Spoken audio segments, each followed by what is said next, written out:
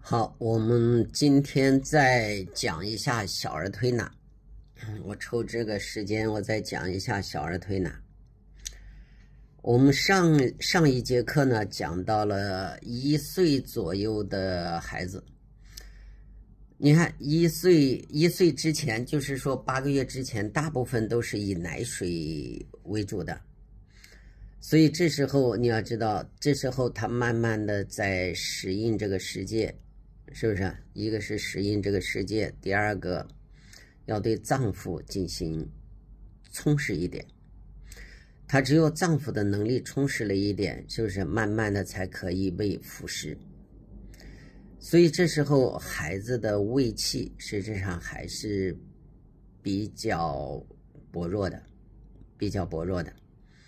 所以就是说，在1岁到3岁这个时间，大部分孩子都要什么一力气，是不是？你看看他能不能坐起来了，是不是？你看看他能不能坐起来，你看看他能不能慢慢的走，是不是？然后他的个子才开始慢慢的往外长。所以这个时候呢，实际上这个时候在宋朝的时候，药王钱乙，是不是？药王钱乙写的《小儿诊治要诀》里边讲的治疗小儿发育无迟，头发长得迟呀，是不是？身体微软呀，牙齿长得迟呀，说话比较迟啊，等等这一些，就是说它促进生长功能薄弱的，是以6味地黄丸为主，是不是？你要补它的肝脾肾，是不是？你要补它的肝脾肾。所以这时候的按摩，我们要把肝脾肾经，是不是要给它按一按？你就是每天把孩子的腿的内侧，是不是？我们这样的慢慢的，用这个手法这样子慢慢的给他这样子揉，你这样给他疏通，是不是？我们内侧的呢，我们都是从脚底，是不是往上捋一捋，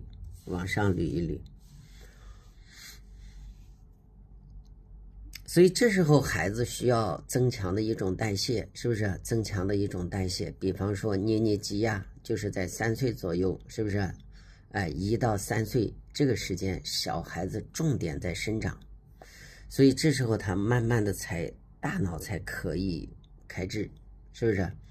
其实3岁以后，在长身体的过程中，还要注意大脑的营养的补充。大脑的营养的补充，实质上我们看到的，是不是都是来源于5脏之精气上大脑？5脏之精气上大脑，它就能养人体的，就是元神，我们讲的也叫元魂，是不是？你的魂气慢慢的起来，这时候魂气起来了之后，人体的智慧才会慢慢的提升，是不是？你才会懂很多事情，你在跟他交流呀，他才会有自己的一些思想。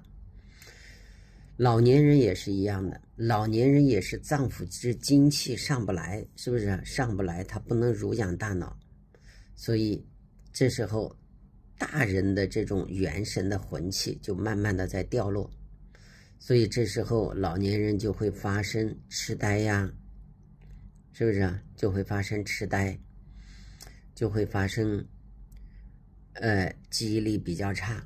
实际上这都是脏腑精气不养元神的这个过程的缺陷吧。所以你看在小孩子，是不是1到3岁的时候，首先要促进的是他胃肠功能的提升，是不是？胃肠功能的提升。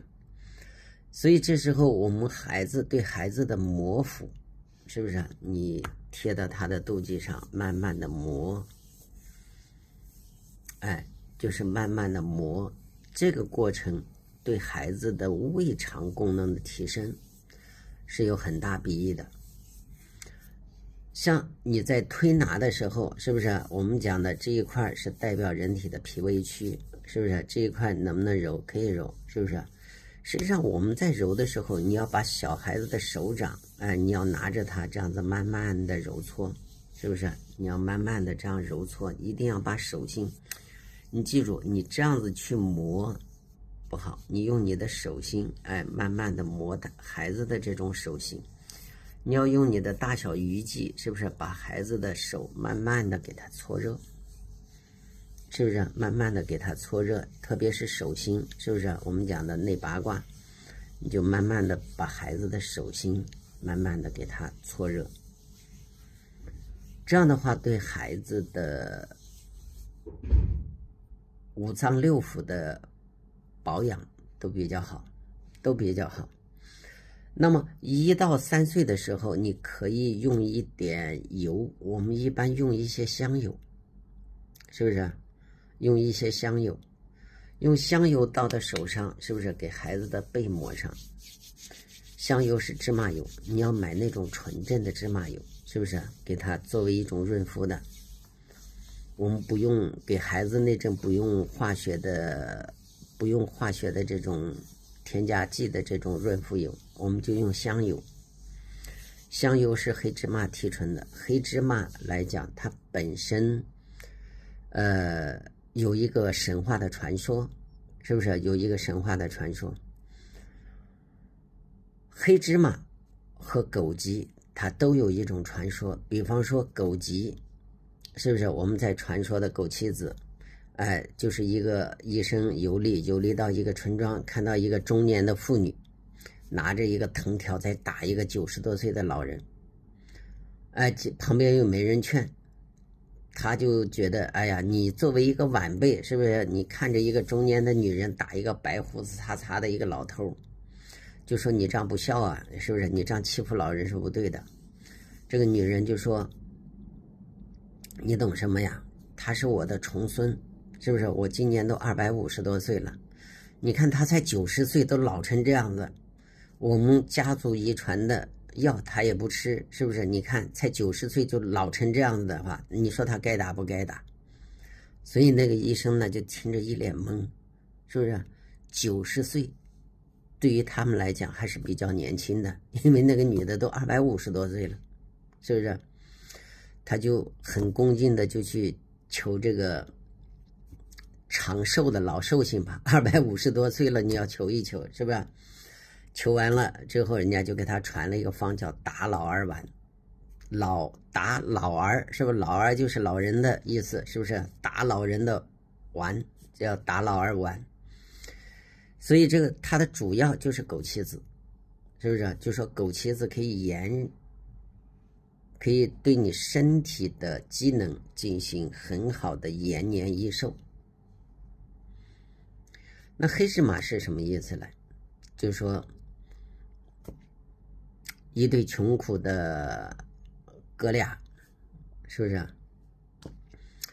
父母也死得早，村庄里边的他的这些亲戚嘛，对他们也不是很好，是不是？因为穷嘛，所以因为穷，他们就到山里头去采东西啊，结果就是误入一个山洞，一走出去，哎呀，到了一个像世外花园的一样，结果看到里边住了一对仙女，是不是姊妹？他们就在那认识了，有感情了，就在那结婚了。等他10几年之后，他就想着，哎呀，我都10几年了，你看我身体这么棒，我想回老家去看看，是不是？他们的这种妻子，是不是仙女就说好，你回去吧，你回去看看。所以就把他送到洞口出去了之后，他就回到他们原先住的那个村子一看，是不是？那都已经，是不是变得他们自己都不认识了？然后就到那个村庄去打听，说这好像好几百年前有这么个事儿，就是听老人这样说的，是不是都快1000年了？所以他们俩这个兄弟俩就懵了我们就在山中住了10几年，这世上都快上千年了。所以黑芝麻它应对的什么？它可以养魂，让你长寿，枸杞子可以让你肉体长寿。所以就是说给孩子可以用啥？用那个芝麻油，是不是？用芝麻油抹到他的背上，是不是？抹到背上，从上面慢慢往下捋。实际上这时候小孩子可以给他学习捏肌，是不是？我们慢慢的给他这样捏肌捏肌捏肌。捏肌实际上促进了阳气的一种升腾，是不是？也促进了膀胱经、膀开的夹击穴，是不是？气血的这种运行。所以你经常给孩子这种捏肌，它促进了人体阳气的运动，也带动了人体三焦气机的这种运动，所以这样的孩子的免疫力比较好，是不是？他的免疫力比较好，所以就不会经常得病。所以在给小孩子捏的时候，是不是？比方说我们的经络的交接，是不是都在人体的爪甲之根？所以给小孩子按摩的时候，一定要把孩子的侧面，是不是揉一揉？所以你看，我们有的时候在跟外头一些做儿科比较好的人，他们大部分都不会按照揉揉小手呀这样去做，是不是？比方说孩子嗓子痛、腮腺炎，我们可以在少商穴刺穴，是不是？发烧了，少商、商阳刺穴都可以，或者耳尖，或者立对刺穴，要把胃经、肺经要搞好。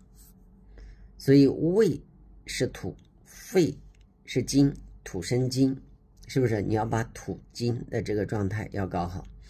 肺又与大肠通，是不是？所以肠道的下降靠的是什么？靠的是脚上的内庭穴。所以你要学会给孩子把这个内庭穴这样揉一揉。孩子最重要的是什么？肚子，是不是？我们可以用这种抓的这种方法，把他的肚子轻轻的抓，是不是？轻轻的带，轻轻的抓，这样让他的肚子，是不是？这种气慢慢的得到一种濡养。所以孩子的推拿我们一般不建议快，是不是？所以在孩子的推拿里边，是不是背上的通是很重要的，是不是？所以背要通，腹要柔温，就是肚子，孩子的肚子要温暖，要柔软。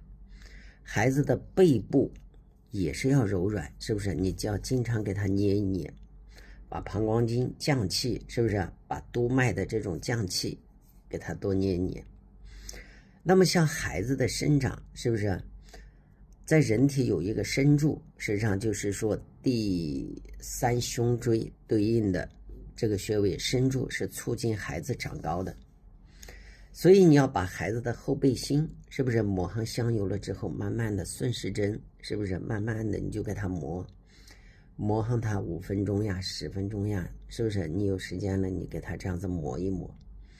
所以在孩子的这个状态下，一个是后背心，一个是腰臀部，是不是？你要慢慢给他揉，慢慢给他揉，把那个屁股蛋子，就是说我们炼精化气的在环跳的这个状态，我们贴上这个油，我们这样的慢慢的给他这样拿捏揉，这就比较好，是不是？这就比较好。所以像小孩子后背心，是不是？像小孩子咳嗽，是不是百日咳？百日咳是什么？因为孩子比方说3岁左右会跑，他经常会吸这个冷空气，因为孩子爱蹦爱跳嘛，所以他肺部气喘不匀的话就是口唇喘，张口喘的时候这种冷气就容易伤胃，所以他胃气就会淤堵在这。所以在传统中医里边治疗百日咳，是不是他用制枇杷叶，就是说那个枇杷树的枇杷叶，把那个背上的毛给它刷一下，然后用蜂蜜把它炒一下，这就叫制枇杷叶。用制枇杷叶和莱菔子，莱菔子实际上就是萝卜子，是不是？把萝卜子捣一捣，因为萝卜子特别硬，是不是？把它捣碎，是不是？跟枇杷叶熬水，是不是？他一定要把胃气降下去，所以他要把胃气要降下去。这个时候小孩的百日咳就容易好，实际上他伤的是胃气，是不是？那小孩子的咳嗽，是不是？小孩子的咳嗽，实际上把两个肩胛骨和后背心这一块，你把它慢慢的做热、磨热，大部分孩子的咳嗽就会减轻。如果你单纯的给他做手，特别是冬天孩子咳嗽，是不是？比方说冬天孩子咳嗽，你一定要暖的，是不是？两个部位，一个是胸胃这一块要给他暖，第二个就是后背心、大椎，是不是？大椎、后背心、肩胛骨这一块整个给他磨的要磨热，或者我们用那种土饼，是不是给他慢慢的踏热，孩子的咳嗽都会好很多。但是像孩子来讲，有时候吃的多食积，所以给孩子常备的药，比方说大山楂丸，比方说化积口服液，比方说保和颗粒。如果看的舌头上部分比较红，你就给他用七星茶，是不是？小儿七星茶颗粒。如果你看到他的舌头是不是整个的都是比较白的，是不是？你这时候要用一点温胃舒颗粒，配上保和丸，是不是？如果舌头不太白，是不是特别前头舌边红，他大便有一点硬的时候，你就要用王氏保赤丸配保和颗粒，这时候就把他的大便就软通了。所以是让小孩子病，是不是？小孩子发烧，大部分你先看他的大便状况，因为像小孩子发烧的时候，大部分在他发烧前3天，你就可以闻到他放屁特别臭。小孩子放屁一臭的时候，这时候大人就要注意了，是不是？我们大人老爱疏忽一个问题，小孩一放屁臭，哎呀，臭宝宝太臭了，你就忽视了他快发烧了。所以孩子大部分的发烧是来源于食积，所以在食积这种发烧的时候，你要不用开塞露把大便给它拉通，是不是？然后用麻杏石甘汤，实际上他们现在做的一种汤剂叫麻杏止咳糖浆，实际上跟麻杏石甘汤是一个方子。所以这一个方子你要用的时候，是不是？就是说这个药你是需要常备的，是不是？你是需要常备的。像小儿咳嗽啊，是不是？像小孩的发烧啊，这个是首选，这个是首选。因为剩下的就是小儿受凉了，是不是？跑着出汗受凉了，是不是？所以这时候带麻黄的，是不是要？比方说麻杏石甘汤里边再配什么？配金银花，配上一点柴胡，是不是？柴胡、金银花，是不是？再放上一点黄芩，消肺火的。所以就用麻杏石甘汤，再加这3味药，就是治疗一些食积的这种发烧就比较好，是不是？就比较好。如果孩子是风寒不出汗，是不是冻感冒的，一般我们就给他一些风寒感冒颗粒就可以了。如果孩子在发烧在38度左右，是不是给他用感冒清热颗粒？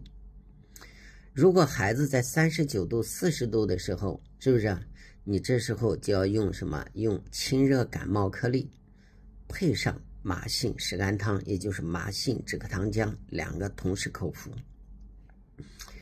这样的话就是说在39度到40度之间的感冒，你就可以用这个就可以了。所以在小儿推拿的过程中，是不是我们可以用气旋把小孩的肚子慢慢的揉好，是不是？所以这就是7岁以下的这种孩子要揉肚子，要揉肚子，要把他的肺，是不是后背心要暖热一点。所以你只有在这个过程里边，你才能有效的对小儿感冒，是不是？现在冬天了，小儿感冒比较多，你才能有效的去解决它，是不是？有效的去解决它。所以现在的孩子感冒咳嗽，是不是要遵循我们天清地宁的理念，是不是？暖肚子、暖后背心，是不是？一般情况下，感冒都好治一些，是不是？都好治一些。所以我们在小儿推拿的这个理念里边，这些观念大家一定要记住，是不是？大家一定要记住，千万不要来了给他只是快速的，是不是？快速的这种推手，是不是？这种好像目前的这种疗效不是很高了。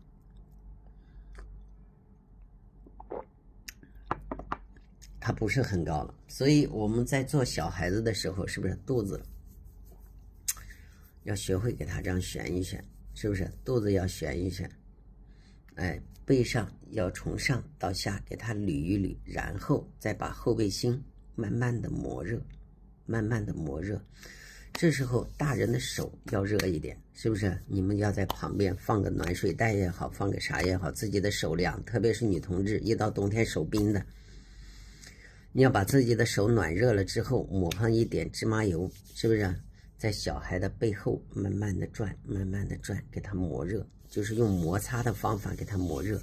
好多孩子的咳嗽，他都会有很好的效果的。所以这就是说我们在小儿推拿里边，是不是要注意的一些事项？是不是？它是随着年龄的不同，你用的方式方法不太一样，是不是？0到1岁，1岁到3岁，3岁到7岁，它诊治的这些方法不太一样，所以大家要把这个考虑到，是不是？用天津地宁呀，是不是？肚子一定，小孩子肚子一定要清空的，因为小孩子实际是很容易的，所以在饮食上面，是不是？在饮食上面要多注意，一定要多注意。好，今天呢，我把这个小儿推拿的一些注意事项给大家就是展示的讲到这。如果大家没有听懂的，是不是？就是做小儿推拿的这一部分学员，你们没有听懂的，我们还可以再细化的再讲一下。好，今天的课我就先讲到这儿。